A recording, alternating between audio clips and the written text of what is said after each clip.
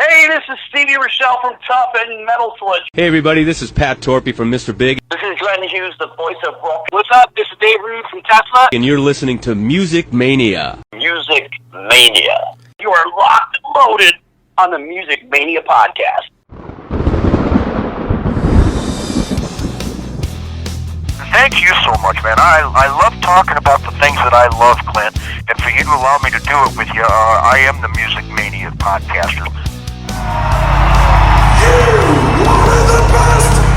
You got the best! We roll tonight to the guitar fight. And for those about to rock, I salute you. You ready for some screaming heavy metal? Scream for me, Brazil! Scream for me, Brazil! We rock! You are now listening to the Music Mania podcast, brought to you by CD Warehouse in Gladstone, the #1 hard rock podcast in the Midwest, featuring hard-hitting interviews with rock's living legends. And now, here's your host, Clint Switzer. And here to provide what will hopefully be a much-needed distraction from all the craziness that's going on here in the United States and in the world. I am Clint Switzer. This is the Music Mania podcast, and we are keeping it rolling through the spring and summer months here, and we thank you so much for staying with us and for coming back time and time and again, because on this show, we are going to provide some of the best interviews out there in hard rock, and today is no different. I know so many of you out there are concerned and scared and kind of living in a situation that is unprecedented in the country and in the world. But right now, because that stuff is so far above my head, I'm just trying to stay in and do what everyone else is doing. But in the meantime, we're trying to provide at least a distraction. So the podcast rolls on, and this week we're going to be joined by none other than founding member of Styx, Dennis DeYoung.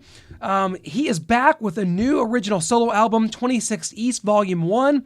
This album is going to be released April 10th via Frontiers Music.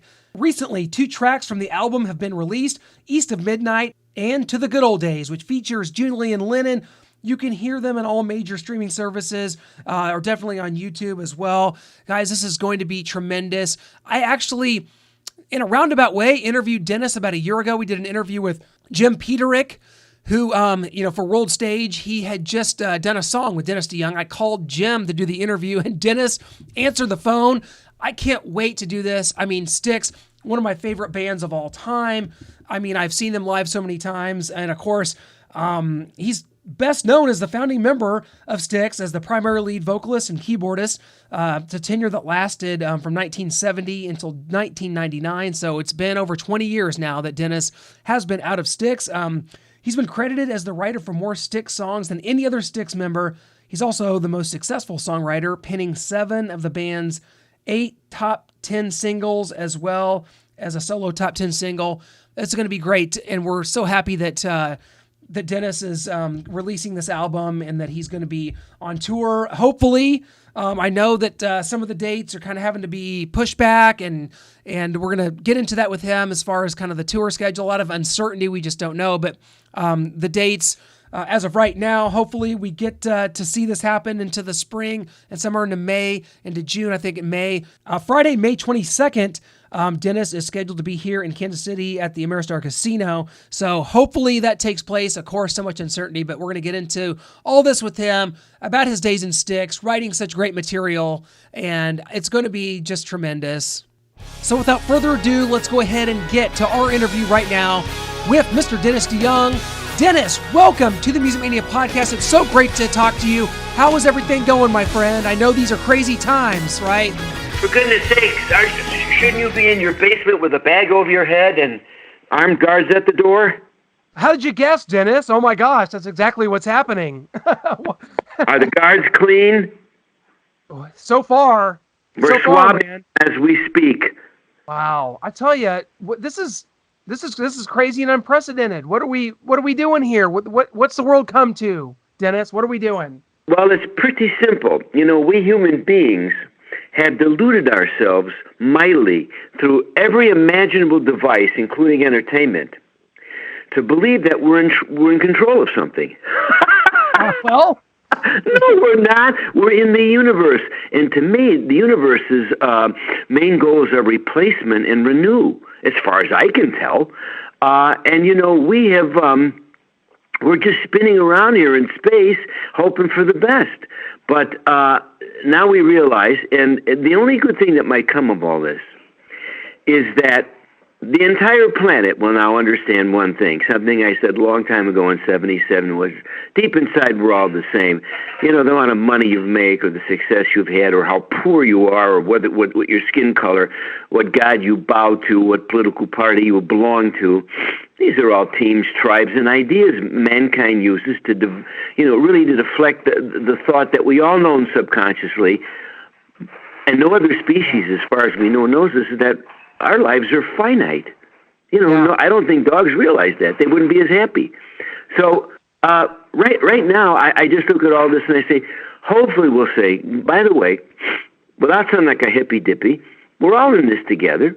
All the things that appear to matter probably don't. The only thing that truly matters is love of family and friends and the relationships you make on this planet. And I'm hoping that will be the good that comes of it, because now when the news comes out, somebody blew somebody up someplace, we think to ourselves, we don't have to do that. There's a virus coming. That'll do just fine. We don't have to invent bombs to kill each other. There are things in the universe that are going to get us anyway. So hopefully we'll all take a step back and say, well, all this rush that I'm in every day, filling myself with anxiety to try to acquire things, maybe that's not as important as I thought. Other than that, I can say, make yourself a pizza and watch Law and Order reruns. Well, you must have some cameras on my residence here. That's exactly how I've been doing it, and to be able to provide a much-needed distraction with music, the way that you guys have been doing, that you yourself have been doing for 50 years now, and we can't thank you enough for that. And in fact, you spoke of family, you spoke of connections. We actually have a great one in that you once, about a year ago, hijacked an interview with Jim Peterick and I, and you answered the phone, and I was totally blown away, and it was you, and you guys were working on one of his World Stage songs together, and wow, here we come full circle. Oh, wow. Jim Peterick, people think he dyes his hair purple. He was born with purple hair, and then for the rest of his life, starting with his mom, they dyed his hair brown. I figured that had to be the case. Yeah, he just got tired. A few years back, he said, I'm tired of dyeing my hair. I'll let it be naturally purple. Well, talk about him and how important he is to your, and we'll transition perfectly into your upcoming studio release. Of course, it's 26 East Volume 1. It is a masterpiece, and I'm not just saying that, but Jim Peterick was very key in kind of making this happen. You had a lot of trepidation about even doing this album, and given the parlance of our times and the musical climate, but you've done it, and thank God you have, because it is tremendous. Well, Jim, thanks so much about that. Very kind of you to say that. But Peterick is the biggest pain in the ass on the planet, honest to God. He kept saying, Den, come on, it's Serafino at Frontiers wants you to make a record, and you should make a record. Come on, let's make a record. And I says, Jim, leave me alone. I want to just stay in my house and, go on tour and play Come Sail Away till I drop. Anyway, he convinced me. If it wasn't, listen, here's what I tell people. If you hate the album, blame Jim Peterick. If you love it, it was all my doing. Deal. The thing is that he talked me into doing it against my better judgment, because you know, my friend, the music business, particularly for rock and roll, is shite in every possible way. And so I thought, the only reason we ever start doing this is not to make money. That's the truth, baby. Musicians, they have loftier goals. They're trying to please their mom or dad who didn't approve of them. That's what they were trying to get girls. Anyway, I think you wanted to hear your song on the radio. That was it, baby. Yeah. Hear my song on the radio. Watch people enjoying your music and singing along with you. What a thrill that was. And that essentially has been taken away. The whole infrastructure for rock music on radio is gone. Everyone's going to say we have the internet. Yeah, you try to go ahead. You try to navigate the internet. It's like the biggest Chinese menu in the universe. You end up going, oh, okay, I'll have egg roll and chop suey, because you're so confused. So when Jim says, let's do this, the only thing is to have a chance to communicate with people. That's what you want to do, and if that isn't there, it makes it tough. So he talked me into doing it, and he wrote he had the beginnings of a song called "Run for the Roses," a humdinger of a song. All right, I said, you convinced me. If you're going to write something that good, I got to be part of it. So we sat down and we had 8 songs before we blinked, because we have very similar backgrounds, and we grew up in the same city, and same kind of values. We've both been married forever, and marrying high school sweethearts. We got so much in common. Wow. And because of this relationship being so strong now, I've begun to have my wife dye my armpit hair purple. That we've got to see. I've got to see evidence of that one. That'd be great. Yeah, check Facebook in the coming weeks. Not only Jim Peterick involved, the good old days.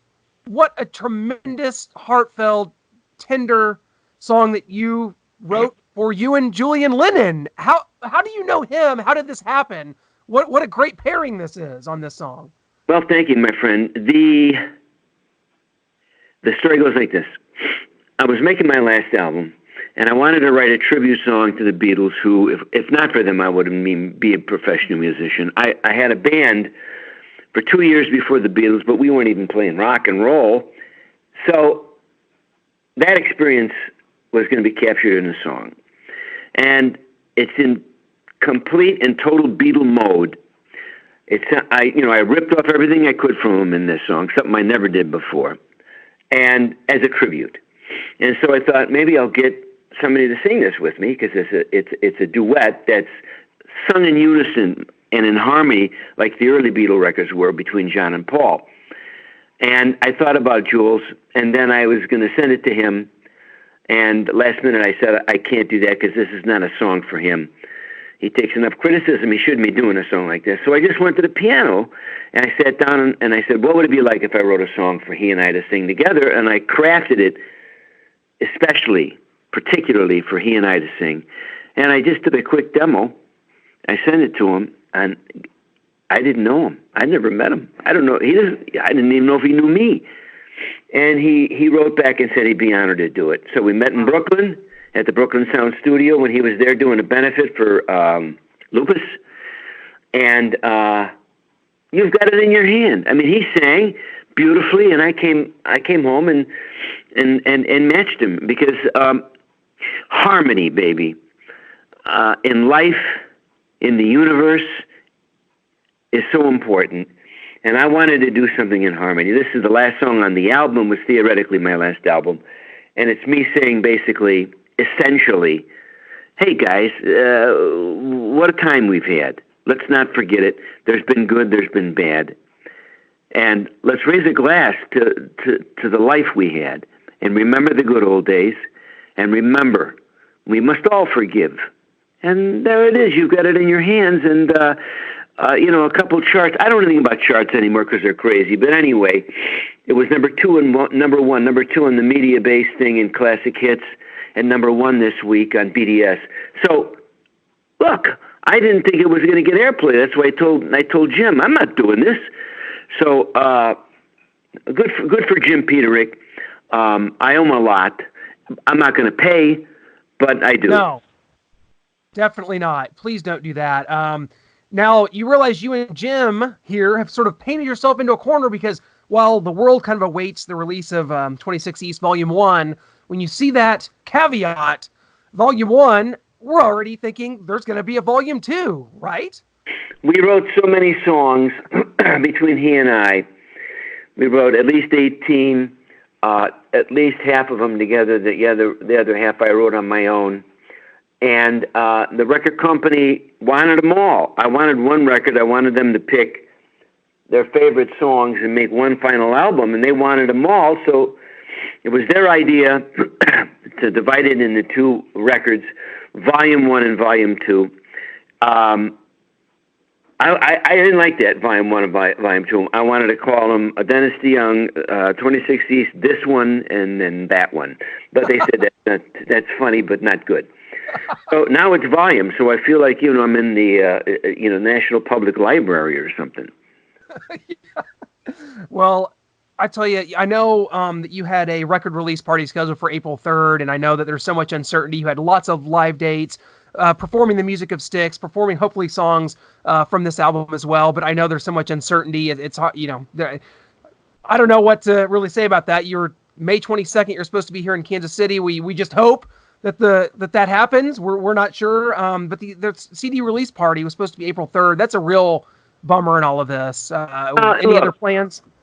In the scheme of things, an album release, thank you for being concerned, but, this record, I planned it. I said, when will be the next pandemic? And they said this last week. I said, let's release then.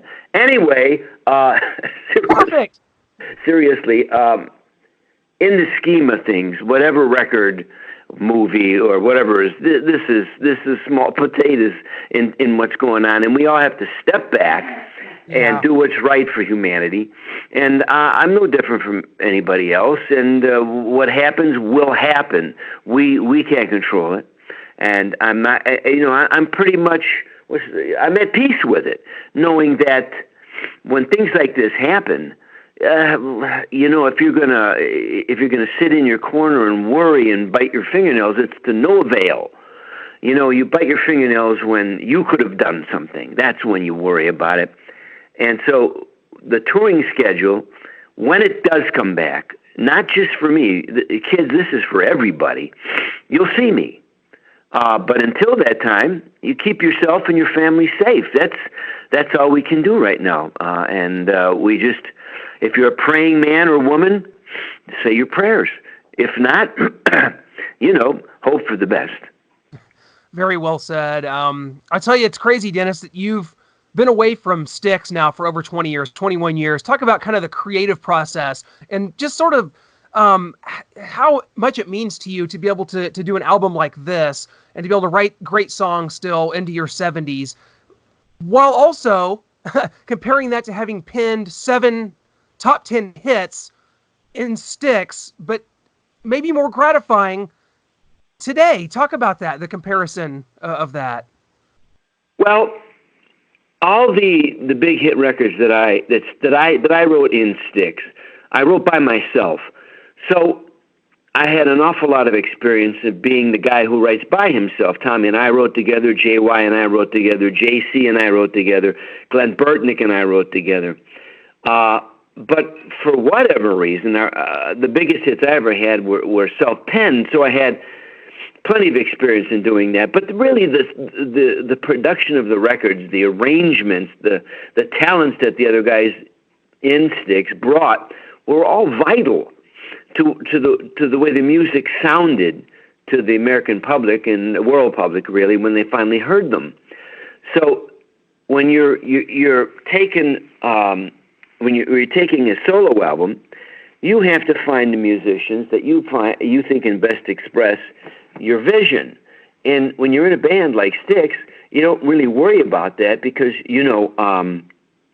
there you are. You know who's going to do what.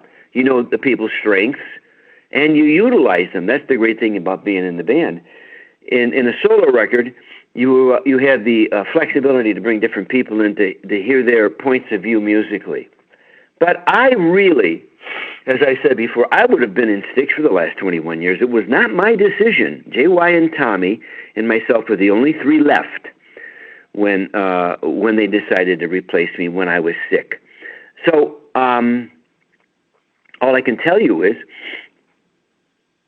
I'd still be in the band right now today, but that's beyond my control.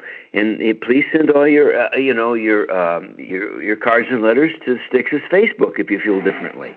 If you're quite happy with the new Styx, then I say enjoy your life, because who am I to tell people what to do with their spare time and listening to music? There's so little joy in the world. If you can find it, I don't care who's providing it for you. As long as it's legal, you do it. Absolutely. And, we talked about Jim Peterick. We've probably brought up his name too many times, probably to giving him too much airplay here. But he was so key in this. But you had just a myriad of players on this album. We obviously we talked about Julian Lennon doing the song together to the good old days. But talk about some of the other players that you kind of collaborated with on this. I know. I mean, I've got the list right here. You on and on. You guys did. I think even you had August Zadra on this? Yeah, he begged me. Oh, Yeah. Dennis, that son of a gun. I got my band on a bunch of this stuff. I have a great band. August Zadra, Jimmy Leahy, Jem Blasucci, Mike Morales and Craig Carter, my wife Suzanne. So they're in there. And then I augmented it. Jim played a lot. He played some rhythm guitar. He played some lead guitar on Proof of Heaven, which is not on this one, but will be on volume 2. Jim played bass, and then I played a bunch of stuff.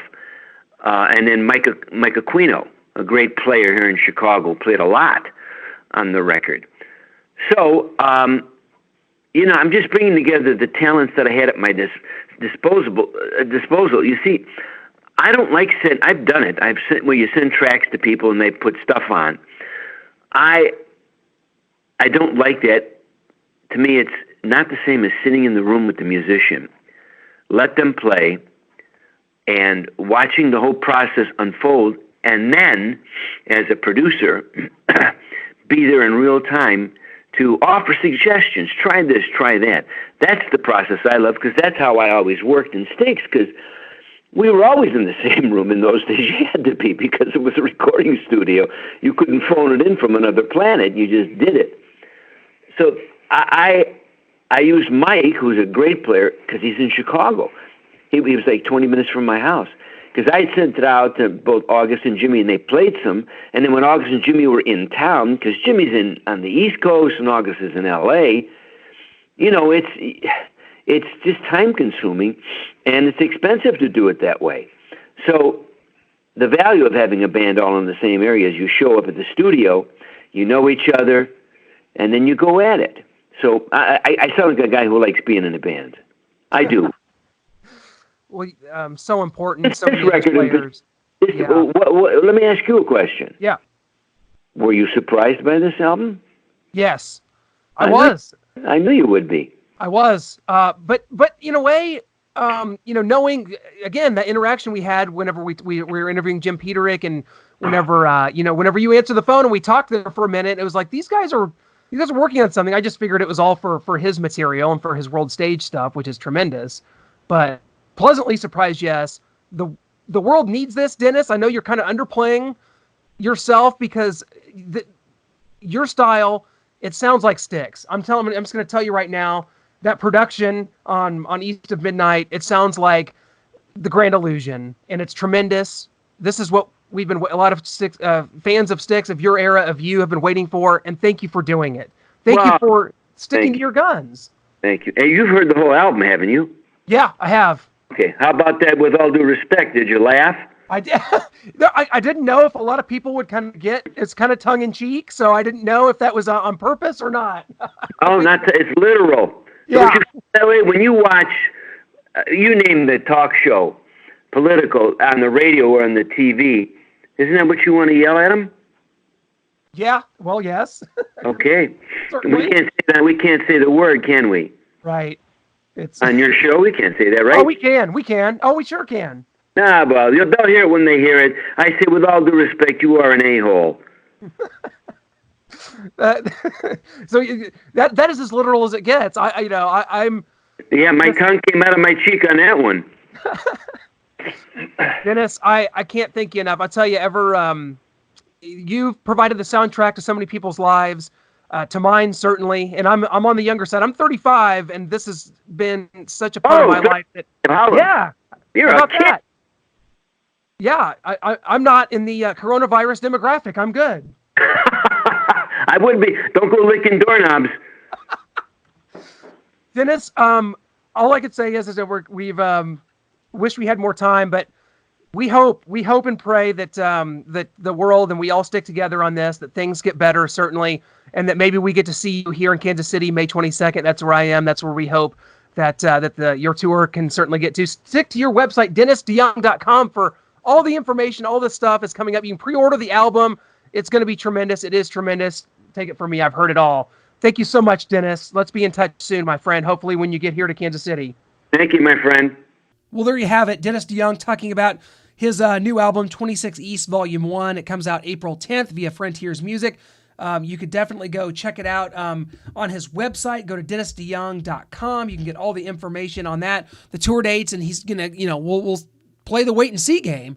Going to keep us updated as with all artists that have tour dates planned. We're just going to have to wait and see. Hopefully things get cleared off. Hopefully things return to some level of normalcy here sooner than later, and that we can get back to what we love best, back to live music, back to being out with our friends, back to just returning to our daily lives. That's what we're hoping for here. So thank you so much for joining us here on the Music Mania Podcast. Definitely feel free to subscribe on Apple Podcasts, Stitcher, Google Play, or Spotify, any way you choose to take on the podcast. We certainly appreciate it. We're going to keep the interviews rolling. We've got Mike Tramp from White Lion coming up, and amongst many more. So it's going to be a prolific spring and summer for us. No matter what happens, we're here for you here on the Music Mania Podcast. We got your back. Your money stays in place right here on the Music Mania Podcast.